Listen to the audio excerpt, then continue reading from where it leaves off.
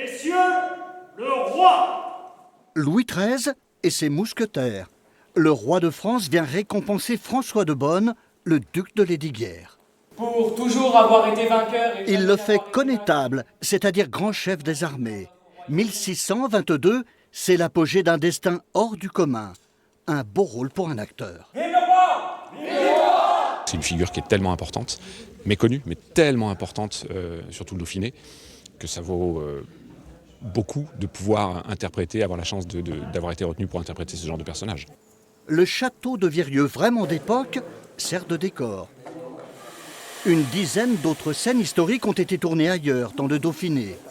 Elles viendront ponctuer les explications de spécialistes dans un docu-fiction de 52 minutes.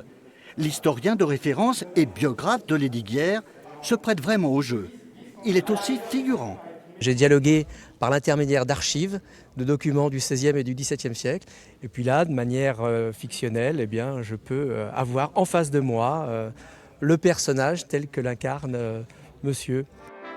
Lesdiguières ou l'ascension d'un petit noble du Dauphiné jusqu'au sommet de l'État au XVIe et XVIIe siècle.